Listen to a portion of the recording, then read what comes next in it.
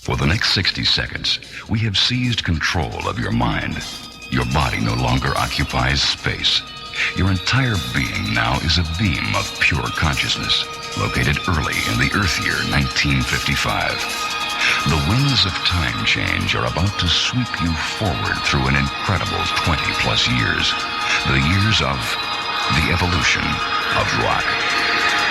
Ready, set, blow. You ain't nothing but a hound dog. If you knew Peggy Sue. Yeah, this is the Big Bopper speaking. The crash occurred in a light snow northwest of Macy's. And do the swell. They say that It's official now. President Kennedy has been assassinated. I wanna hold your hand. Here are the people. I think I'm gonna be sad. Don't know where, but she sends me there. Not only Senator Kennedy, oh my God. Breakfast in bed for 400,000. She tried to take me. Said it really care. Escalating the Vietnam War today, the president. I don't care what you've heard now. I've got to know what it is. No prior knowledge of the Watergate breach. Right between the eyes.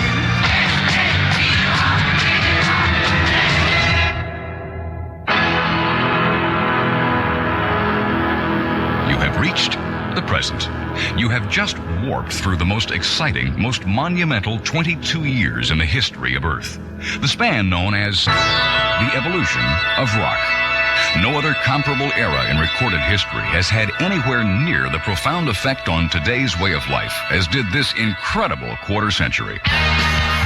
Now, for the very first time, a radio programming event as earth-shaking as the years it documents is about to happen. The evolution of rock. Elvis is going to sing for you the theme song of his new 20th Century Fox picture, and later in the evening I want you to meet Robert Webb, who directed it.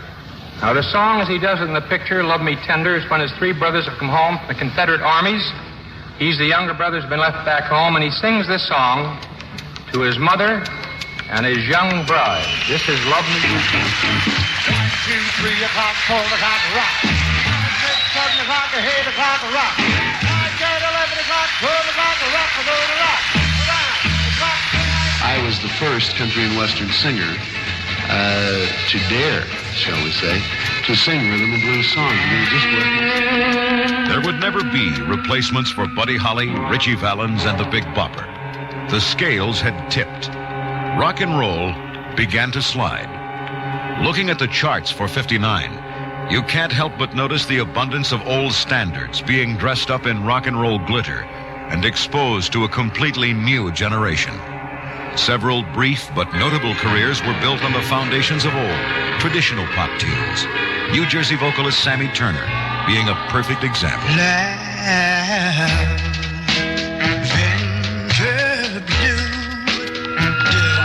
This rock and roll rhythm has been the seed of trouble, and we want to keep trouble out of Jersey City. The pressure was more intense. The put-downs more vicious. If you talk to the average teenager of today and you ask them what it is about rock and roll music that they like, and the first thing they'll say is the beat, the beat, the beat.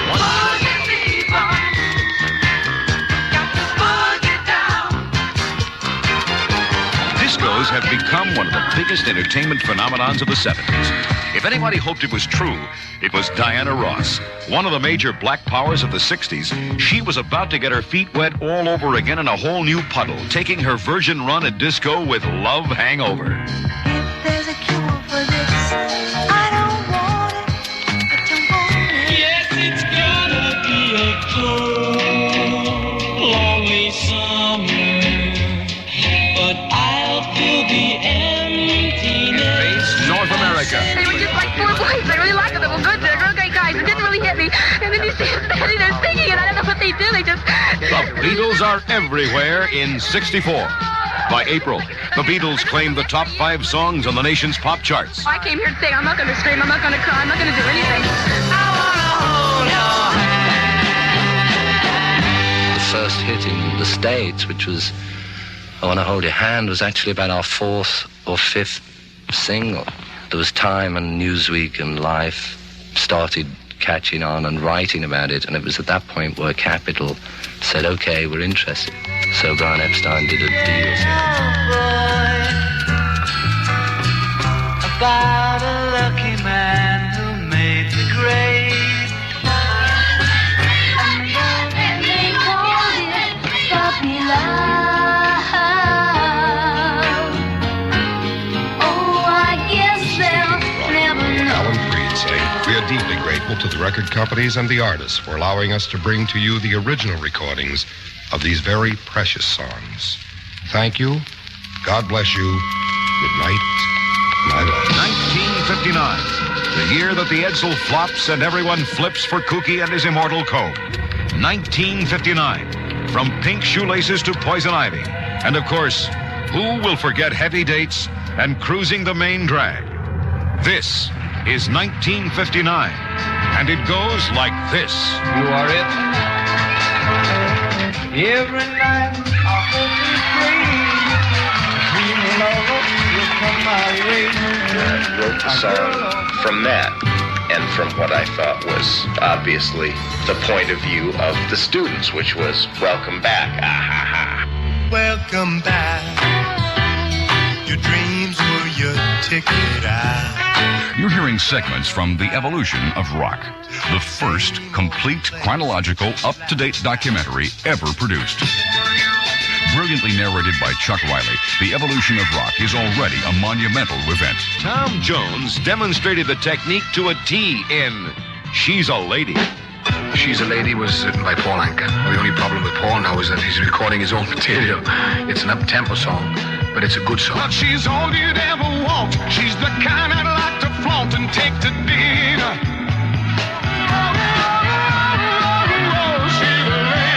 Tom Jones's fifth gold single, She's a Lady. The ex-coal miner was enjoying an incredible success story. Why? First of all, it must be the voice, because I was selling records before people saw me on stage. When he talks of success, he's talking about more than 100 million records sold by 1971.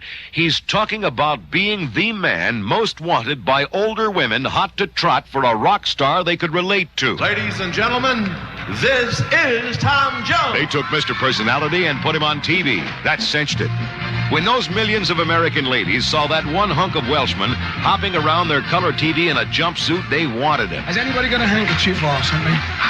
Or something? There you are. All right.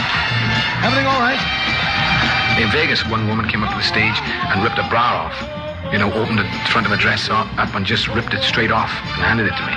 And I wiped my face and didn't give it back. So then this girl that was standing behind her thought that she didn't want to be outdone. So she jumped on the stage and she just took her hot pants off and handed them to me. Teenage girls had no time to react to the older girls reacting to Tom Jones. They had their own British idol. Mick Jagger was still #1 with them. In 1971, he and the Rolling Stones released their first new single in almost 2 years, Brown Sugar.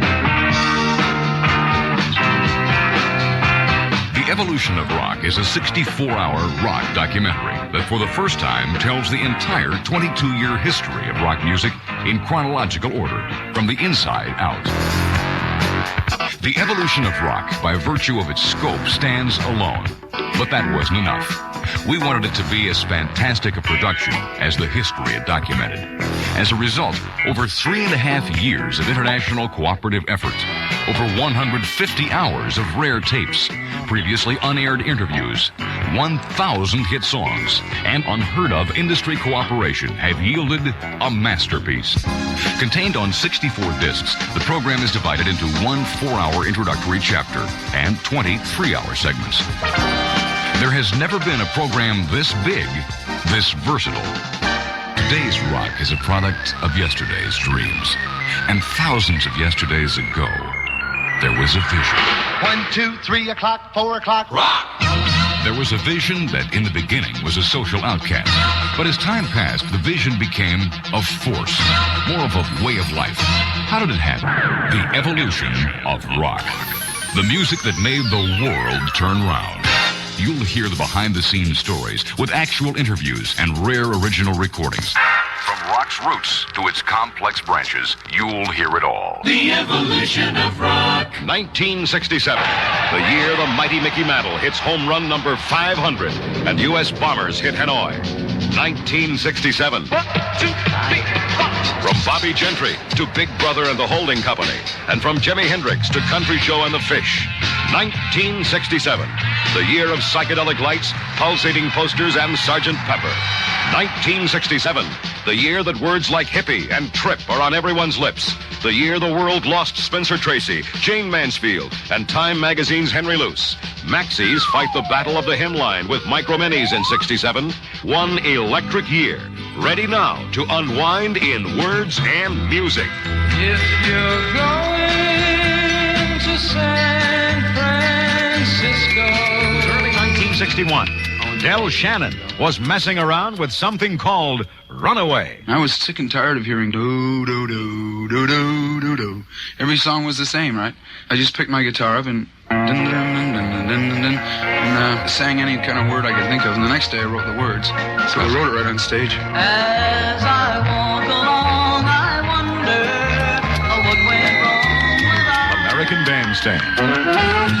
It was a very, very frivolous world. We didn't have any serious problems. The morals were leftovers from the Victorian age and not too realistic, as a matter of fact. I can remember back in the old days that jitterbugging was looked upon as a lascivious dance. When the twist came along, it was banned. All of this had happened in prior history. The waltz was banned all over the world because it was the first time people came in contact. Sometimes we'd take a friend for a walk.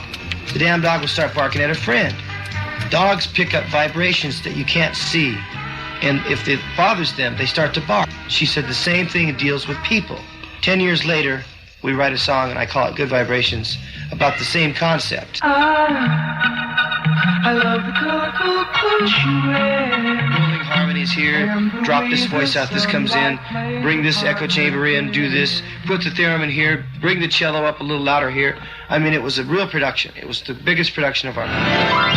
The Evolution of Rock, masterfully produced by CHUM Limited Toronto, and now available under a unique international agreement. Get ready to be a part of the evolution of rock.